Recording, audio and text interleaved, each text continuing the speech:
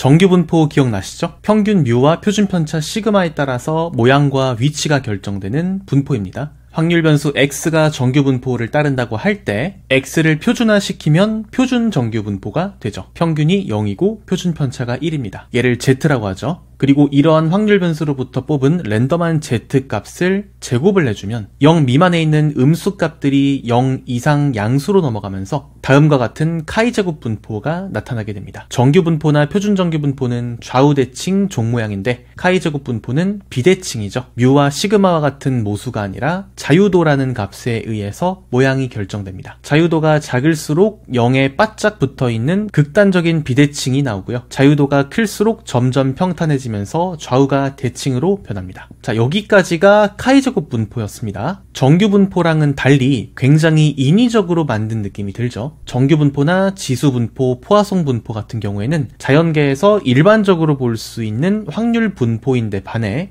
카이제곱 분포는 그러한 확률 분포를 인위적으로 조작해서 만든 조금 더 추상적인 차원의 확률 분포입니다. 자, 여기서 한 스텝 더 나가 볼게요. 어떤 확률 변수가 다음과 같은 카이제곱 분포를 따른다고 하고요. 또 다른 확률 변수가 카이제곱 분포를 따른다고 합니다. 두 카이제곱 분포의 모양은 서로 다르게 생겼죠? 아무래도 자유도가 서로 다를 테니까요. 자, 그럼 이렇게 상이한 카이제곱 분포를 서로 조합해서 한 차원 더 수학적으로 추상적인 분포를 만들어낼 수 있는데 그 개념이 바로 F분포입니다. 카이제곱 분포라는 추상적인 확률 분포를 조합해서 만든 또 다른 차원의 추상적인 분포입니다. F분포의 경우에는 얘를 탄생시킨 각자 다른 카이제곱 분포들의 자유도가 조합돼서 나온 형태입니다. 자유도 한 가지가 아니라 두 가지 자유도 값의 조합으로 이루어져 있죠. 우리가 카이제곱 분포를 만들 때 표준정규 분포로부터 임의의 독립적인 z값들을 뽑아서 제곱한 것들을 더했습니다. 그림에서 나온 케이스는 z가 5가지, 즉 각자 독립적인 z들이 5개니까 자유도가 5라고 할 수 있죠. 이렇게 생긴 z제곱 합을 또 다른 확률 변수라고 칠 때 그 확률 변수는 초록색과 같은 카이제곱 분포를 따른다. 이걸 이해하는 과정에서 자유도를 저번 시간에 설명드렸죠. 다시 한번 설명드리자면 자유도는 확률 분포나 통계량의 구성에 독립적으로 기여하는 정보의 수입니다. 카이제곱 분포에 한해서는 z의 가지수를 의미하고요. F분포에서는 어떻게 될까요? F분포를 이루는 자유도에 대해서 설명하기 전에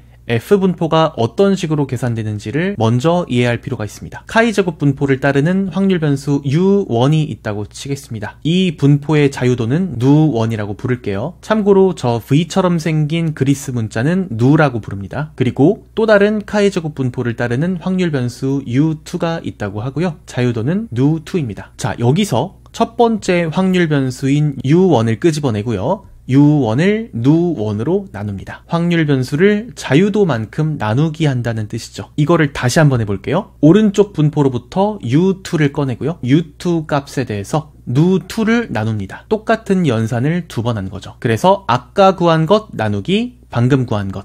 나누기 안에 나누기가 들어가 있으니까 조금 헷갈리기가 쉽겠죠? 이렇게 복잡한 연산을 구해서 만든 새로운 확률 변수를 F라고 칭합니다. 복잡한 확률 변수들로 조합된 또 다른 차원의 확률 변수인 거예요. 그리고 이 확률 변수 F의 분포를 그려보면 초록색과 같은 그림이 나오는데요. 이 분포의 자유도는 누1, 누2라고 볼 수 있습니다. 한 가지 숫자로 집약되는 게 아니라 조합으로 이루어져 있죠. 그래서 카이제곱 분포에서 독립적인 변수 z의 가지수라는 1차원의 숫자로 자유도가 정의되는 것이 아닌 F를 이루는 분자 분모에 있는 각 카이제곱 분포의 자유도의 조합으로 이루어집니다. 그래서 F분포가 취할 수 있는 형태는 자유도의 조합의 가지수만큼이나 무궁무진할 수 있고요. 분자의 자유도와 분모의 자유도에 따라서 모양이 어떻게 변하는지에 대해서는 우리가 일일이 증명을 하거나 알 수가 없기 때문에 지금은 딱히 신경 쓰지 말고 컴퓨터가 다 알아서 판단해주는 그런 영역으로 남겨두겠습니다. F분포의 주요 쓰임새는요, 퍼짐 정도, 즉 분산 간의 비교입니다.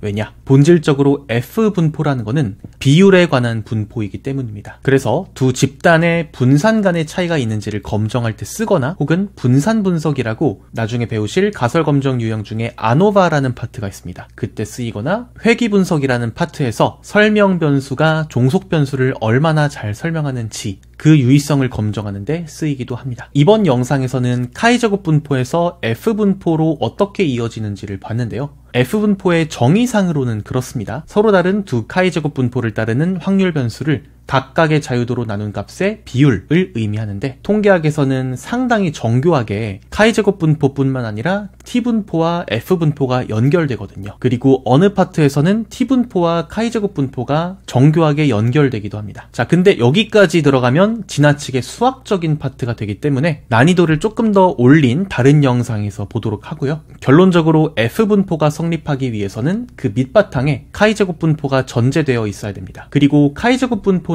어디서 나오죠? 바로 표준정규분포로부터 나오죠. 그리고 표준정규분포는 바로 정규분포에서 출발합니다. 즉, 가장 밑바탕에 내가 분석하고자 하는 데이터 혹은 내가 추정해내고자 하는 모집단 데이터 X가 정규분포를 따른다는 가장 최초의 전제가 있어야겠죠. 그래야 Z로 이어지고 그 Z가 카이 제곱으로 이어지고 그 카이 제곱이 F로 이어지기 때문입니다.